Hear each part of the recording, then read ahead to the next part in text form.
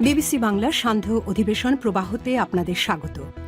আজ আপনাদের সাথে লন্ডন স্টুডিও থেকে আছি মানসী বড়ুয়া। বাংলাদেশের সর্বশেষ গুরুত্বপূর্ণ আপডেট সংবাদে আপনাকে স্বাগত। শুরুতেই সংবাদ শিরোনাম, পরে বিস্তারিত। প্রথমেই জানাবো আমাদের হাতে থাকা সর্বশেষ গুরুত্বপূর্ণ সবথেকে তাজা আপডেট সংবাদ। জবিতে ফুটবল খেলাকে কেন্দ্র করে সংঘর্ষ, শিক্ষক সাংবাদিক সহ আহত 40।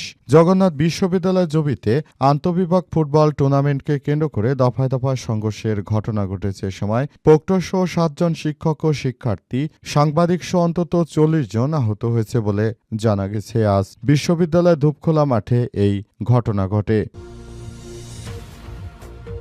এরপর জানাবো এবারের নির্বাচনে আর কোনো জোর জবরদস্তি, ভয়ভীতি বা রাতে ভোট হবে না বললেন মির্জা ফখরুল। আসন্ন জাতীয় সংসদ নির্বাচনের জন্য একটি অত্যন্ত গুরুত্বপূর্ণ সুযোগ। দীর্ঘ 15 বছর দেশের মানুষ ভোট দিতে পারেনি, তারা সরকারের কাছে জিম্মি হয়েছিল।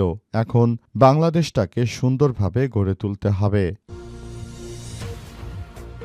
এদিকে জামাতের আমিরের এক্স অ্যাকাউন্ট হ্যাক, বঙ্গভবনের সেই প্রোগ্রাম, সারোয়ার আলমের জামিন। বাংলাদেশ জামাত ইসলামের আমির ড শফিকুর রহমানের সামাজিক যোগাযোগ মাধ্যম এক্স সাবেক টুইটার অ্যাকাউন্ট হ্যাক করার মামলায় বঙ্গভবনের আইটি শাখার সহকারী প্রোগ্রামার মোহাম্মদ সরোয়ার আলমকে জামিন দিয়েছে আদালত। আজ হাতিঝিল থানায় সাইবার সুরক্ষা আইন দায়ের করা মামলাটির শুনানি শেষে ঢাকার অতিরিক্ত চিফ মেট্রোপলিটন ম্যাজিস্ট্রেট আওলাদ হোসেন মোহাম্মদ জুনাইদ তার জামিন মঞ্জুর করেছেন। জানাবো ঘুষ নেয়ায় চাকরি হারালেন ইসির কর্মকর্তা। জাতীয় পরিচয়পত্র বা এনআইডি সেবা দিতে গিয়ে ঘুষ নেয় এবং সেই তথ্য গোপন করতে সাংবাদিককে ঘুষ দেওয়ার অভিযোগে নির্বাচন কমিশন সচিবালয়ের সিনিয়র সহকারী সচিব সুধাংশু কুমার সাহাকে চাকরি থেকে অপসারণ করা হয়েছে।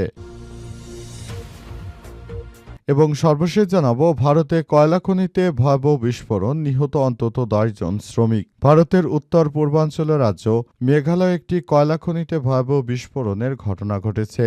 এতে অন্তত 10 জন শ্রমিক নিহত হয়েছে। আজ রাজ্যের তাসখাই এলাকায় এই বিস্ফোরণের ঘটনা ঘটে বলে প্রাথমিকভাবে জানা গেছে। পূর্ব জৈন্তিয়া হিলস জেলায় এই ঘটনা ঘটে। বহু শ্রমিক আটকে পড়েছে বলে আশঙ্কা করা হচ্ছে। দুর্ঘটনার পরপরই উদ্ধার অভিযান শুরু করেছে পুলিশ এবং প্রশাসন। খনিটি অবৈধভাবে পরিচালিত হচ্ছিল কিনা সেটি খতিয়ে দেখা হচ্ছে। প্রিয় দর্শক, এতক্ষণ শুনছিলেন সংবাদ শিরোনাম, এবারে বিস্তারিত।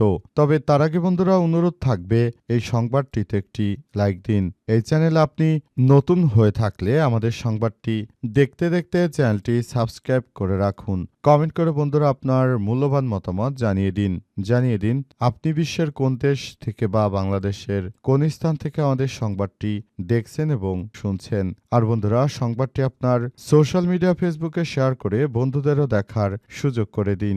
গাজা যুদ্ধে আপনি যদি নিরীহ ফিলিস্তিনিদের ভালোবেসে থাকেন, কমেন্টে ইয়েস লিখে পুরো বিশ্বকে জানিয়ে দিন। এবারে বিস্তারিত। জবিতে ফুটবল খেলাকে কেন্দ্র করে সংঘর্ষ, শিক্ষক সাংবাদিক সহ আহত 40। জগন্নাথ বিশ্ববিদ্যালয় জবিতে আন্তঃবিভাগ ফুটবল টুর্নামেন্টকে কেন্দ্র করে দফায় দফায় সংঘর্ষের ঘটনা ঘটেছে। সময় প্রক্টরসহ 7 জন শিক্ষক ও শিক্ষার্থী, সাংবাদিক সহ অন্তত 40 জন আহত হয়েছে বলে জানা গেছে। আজ বিশ্ববিদ্যালয়ের ধূপখোলা মাঠে এই ঘটনা ঘটে বলে জানা গেছে। আহত ক্যাম্পাস সাংবাদিকরা হলেন আমার দেশের লিমন ইসলাম, ডেইলি স্টারের রাকিবুল ইসলাম, দেশ রূপান্তরের ফাতেমা আলী, আজকের পত্রিকার সোহান ফরাজি, দিনকালের শিহাব বার্তা 24-এর সোহানুর রহমান, সুবেল, কালবেলার তৌসিন, নাইম, রাকিব, মাঝহার। শিক্ষকরা হলেন বিশ্ববিদ্যালয়ের সহকারী proctor Mohammad Salehuddin, Islamic studies বিভাগের শিক্ষক মোহাম্মদ খায়রুল ইসলাম ও নাজমুস সাকিব। তবে আহত শিক্ষার্থীদের নাম ও বিভাগ এখনও জানা যায়নি। জগন্নাথ বিশ্ববিদ্যালয়ের শিক্ষক সমিতির সেক্রেটারি মার্কেটিং বিভাগের অধ্যাপক ডক্টর ইমরানুল হক এই ঘটনার সত্যতা নিশ্চিত করেছেন। আমার দেশকে তিনি বলেছেন ফুটবল খেলা শেষ হয়েছিল, কিন্তু কোনো একটি বিষয় নিয়ে সংঘর্ষে জড়িয়ে পড়েন শিক্ষার্থীরা। এ সময় শিক্ষকদের উপর হামলা চালানো হয়, যা অত্যন্ত দুঃখজনক ঘটনা। তিনি আরও জানান, অনাকাঙ্ক্ষিত এই ঘটনায় অন্তত 7 জন শিক্ষক আহত হয়েছে। এছাড়াও সাংবাদিক ও শিক্ষার্থীর সহ মোট 30 জনের বেশি আহত হওয়ার খবর পাওয়া গেছে। অনেকটি সূত্র থেকে জানা গেছে, হামলার নেপথ্যে নিষিদ্ধ ছাত্রলীগের লোকজন রয়েছে। তারা পূর্বের ক্ষোভ থাকায় কাউকে বেধড়ক পিটিয়েছে। প্রসঙ্গত, আজ বিশ্ববিদ্যালয় কেন্দ্র খেলার মাঠ ধূপখোলায় আন্তঃবিভাগ ফুটবল টুর্নামেন্টের ফাইনাল ম্যাচে অংশ নেয় ইসলামিক স্টাডিজ ও সাংবাদিকতা বিভাগ। খেলার নির্ধারিত সময় শেষ হওয়ার পর টাইব্রেকার চলাকালীন দুই পক্ষের মধ্যে উত্তেজনা সৃষ্টি হয়। এক পর্যায়ে সংঘাতের রূপ নেয়। পরে দফায় দফায় সংঘর্ষে জড়িয়ে পড়ে দুই বিভাগের শিক্ষার্থীরা। এবারের নির্বাচনে আর কোনো জোর জবরদস্তি ভয়ভীতি থাকবে না বললেন মির্জা ফখরুল। বিএনপির মহাসচিব মির্জা ফখরুল ইসলাম আলমগীর বলেছেন, বিগত সময়ে আমরা যেসব নির্বাচন দেখেছি প্রতিটি নির্বাচনে ভয়ভীতির পরিবেশ ছিল এবং নির্বাচনটা ছিল খুবই দুঃখজনক একটি ঘটনা। কিন্তু এবার আর নির্বাচনে তেমন কোনো ভয়ভীতির পরিবেশ থাকবে না। এবার সবাই সুষ্ঠু পরিবেশের মধ্য দিয়ে ভোট দিতে যাবে এবং সবাইকে নিয়ে আমরা একটি সুন্দর বাংলাদেশ গড়ে তুলতে চাই। আজ মির্জা ফখরুল ইসলাম আলমগীর আরও জানিয়েছেন যে আমরা ভোটের মধ্য দিয়ে পুরো বাংলাদেশটাকে সুন্দরভাবে গড়ে তুলতে চাই। বাংলাদেশের প্রতিটি মানুষকে আমরা সেই বার্তাই দিচ্ছি। এ সময় তিনি আরও জানিয়েছেন যে আমরা নতুন করে এই সব বিষয়গুলোকে খুবই গুরুত্ব সহকারে দেখছি। আশা করছি যে বিষয়গুলো নিয়ে অত্যন্ত দুঃখজনক হলেও সত্য যে পুরো সিস্টেমগুলো আসলে সেভাবেই চলছে। আমরা মনে করি যে এবারের জাতীয় সংসদ নির্বাচনটা অত্যন্ত সুষ্ঠু সুন্দরভাবে সুন্দর পরিবেশের মধ্য দিয়ে গড়ে তোলা যাবে, কিন্তু আসলে শেষ পর্যন্ত এই বিষয়গুলো সেভাবে চলছে না। অন্তর্বর্তীকালীন সরকারের প্রধান উপদেষ্টা প্রফেসর ডক্টর মোহাম্মদ ইউনূসের সরকার এই বিষয়গুলোকে আসলে সেভাবে করার জন্য তিনি সেই বিষয়গুলোকে অন্যভাবে নিচ্ছেন এবং আশা করা হচ্ছে যে সেই বিষয়গুলোকে আমরা যথাযথভাবে মোকাবিলা করতে পারব বলে মনে করেন বিএনপির মহাসচিব।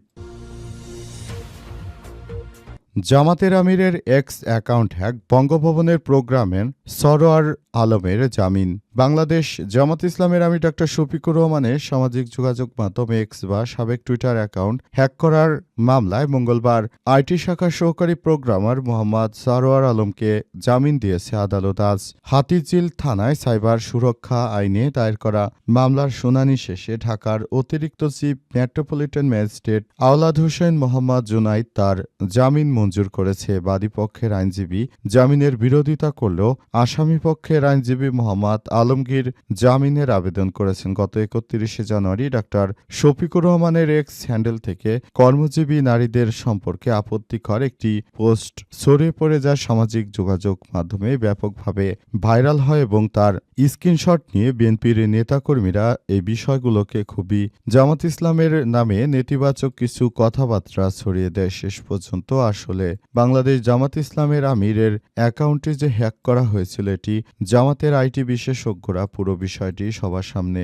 তুলে ধরে, কিন্তু শেষ পর্যন্ত আসলে জামাত ইসলামের আমিরের এই বিষয়গুলো সামনে এসেছে এবং অনেকে বলাবলি করছে যে বিএনপি নাকি এই ধরনের কর্মকাণ্ড করেছে এবং বিএনপি চায় এই বিষয়গুলোতে জামাতের আমিরকে তারা একভাবে ফাঁসিয়ে দিতে চায়। কিন্তু শেষ পর্যন্ত বিষয়টি আসলে কোন দিকে গড়ায়, এরপরই জামাতের পক্ষ থেকে 24 ঘন্টার আলটিমেটাম দেয়া হয় এবং বঙ্গভবনের ওই কর্মকর্তাকে আটক করা হয়েছে।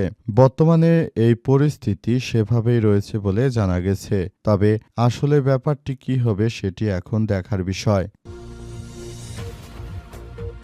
ঘুষ নেওয়ায় চাকরি হারালেন ইসির কর্মকর্তা। জাতীয় পরিচয়পত্র বা এনআইডির সেবা দিতে গিয়ে ঘুষ নেওয়া এবং সেই তথ্য গোপন করতে সাংবাদিককে ঘুষ দেওয়ার অভিযোগে নির্বাচন কমিশন সচিবালয়ের সিনিয়র সহকারী সচিব সুধাংশু কুমার সাহাকে চাকরি থেকে অপসারণ করা হয়েছে। আজ নির্বাচন কমিশন সচিবালয়ের সিনিয়র সচিব আক্তার আহমেদ বিষয়টি নিশ্চিত করেছেন।